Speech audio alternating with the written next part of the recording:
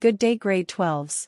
Welcome to lesson 83 from the distinction-bound student textbook grade 12, written by Carden Madzokir. My name is Viola from the distinction-bound student. This is the first video for term 3. In this lesson we will cover Unit 1, Economic Growth and Development. Before we get started, I will first give you an overview for this term's work. The first module for term 3 is Economic Pursuits, which prepares you for paper 1 questions 1, 3, 4 and 6. Under this module, we have 3 topics, namely economic growth and development, industrial development policies of South Africa, and lastly economic and social performance indicators. This will be covered in 15 lessons.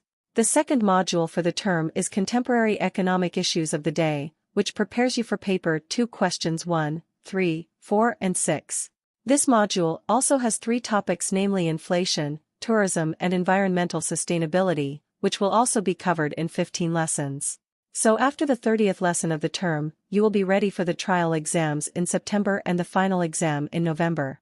Here at TDBS we believe that our textbooks give you enough information for you to get a distinction. All our complete versions with answers cost 250 rands and all our no answers versions go for 200 rands, and you can order on theDistinctionBoundStudent@gmail.com or cardenmadzokere@gmail.com. Alternatively, you can call us on 0738840877. Let's get into the lesson. Before I give you the definitions, I'll start with a bit of general information that you need to know. The economy of South Africa is the second largest in Africa behind Nigeria. It accounts for 24% of its GDP in terms of purchasing power parity and is ranked as an upper-middle income economy by World Bank. This makes the country one of only 4 countries in Africa in this category. In case you are wondering, other countries are Botswana, Gabon and Mauritius. Since 1996, at the end of over 12 years of international sanctions, South Africa's GDP has almost tripled to $419 billion United States dollars as of 2021. Foreign exchange reserves have increased from $3 billion to nearly $50 billion, creating a growing and sizable African middle class, within 2 decades of establishing democracy and ending apartheid. Now, what is economic growth? Do you think there is a difference between economic growth and economic development? Well, stay tuned in order for you to find out. Economic growth is defined as an increase in the production capacity of a country. It is an increase in the real value of production and income, and it is reflected by an increase in the value of real GDP. Remember, real GDP, also known as GPD at constant prices, is different from nominal GDP, which is also known as GDP at current prices. To determine growth, we use real GDP and not nominal GDP. If you want to understand GDP in more depth, I'll drop a link in the description down below, which will take you to lesson 5. Carden also did a separate video explaining the difference. I'll also link it down below. While you are down there checking the link, be sure to like and subscribe to our channel. That would mean a lot to us here at TDBS. Moving on, growth is usually calculated in real terms, that is, inflation-adjusted terms, which is done to eliminate the distorting effects of inflation on the price of goods and services produced. Now that we know what economic growth is, let's look at economic development. Economic development is defined as structural changes in the economy that can lead to an increase in the standard of living and an increase in the level of economic welfare of people. Economic development would result in a more equal distribution of wealth and income of people living in a country. It leads to better access to health care and education of the poor. I'm sure you can clearly see the difference between growth and development. Economic growth deals with things and economic development deals with people. Economic development policies are policy intervention endeavors that aim economic and social well-being of people, whereas economic growth policies focus on increasing the production capacity of goods and services. In case you were wondering, since people are more important than things, then why does the South African government have economic growth as one of their 5 macroeconomic objectives instead of economic development?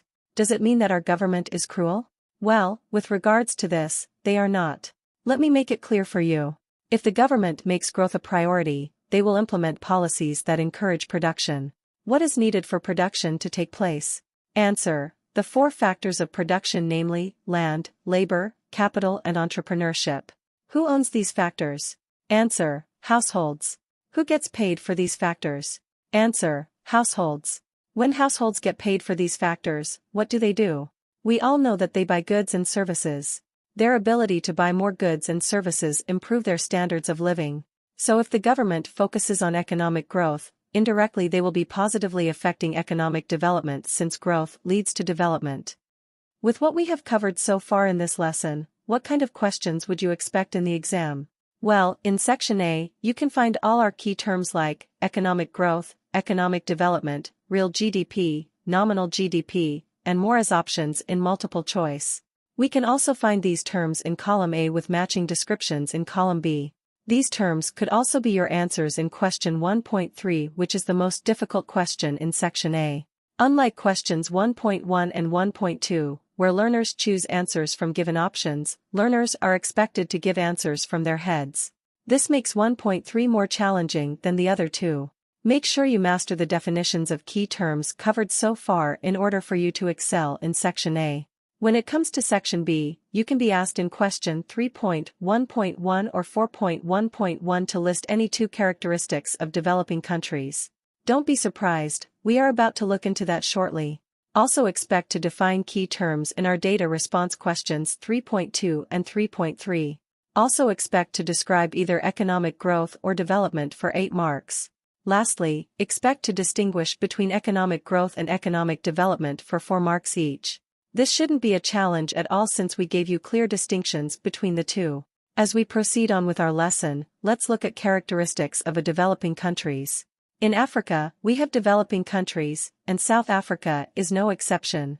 Here are the characteristics: low standards of living, high levels of unemployment, low levels of productivity, high birth rates, overpopulation, dependence on primary sector, or we can say agriculturally based economy, deficient infrastructure, high mortality rate, illiteracy, unskilled workforce, low social mobility, low per capita income, malnutrition, strong attachment to tradition, history of colonialism and more. Looking at these characteristics, you can clearly see that these issues are more common in developed or poor countries than they are in developed or rich countries. Lesson 87 will cover this in depth as we will look at the North-South divide. At the moment I can't drop a link to Lesson 87 since we haven't made that video yet. We will drop the link as soon as we are done with it. In conclusion, let's look at economic policies. Effective policies must be in place and well implemented to ensure economic growth and development. There are two major determinants of growth, that is, growth in demand and growth in supply. Governments may focus on both demand and supply side of the economy to try and stimulate demand and to try and increase supply.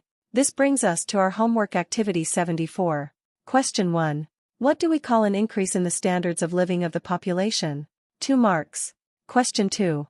What do we call an increase in the capacity of the economy to produce more goods and services? 2 marks.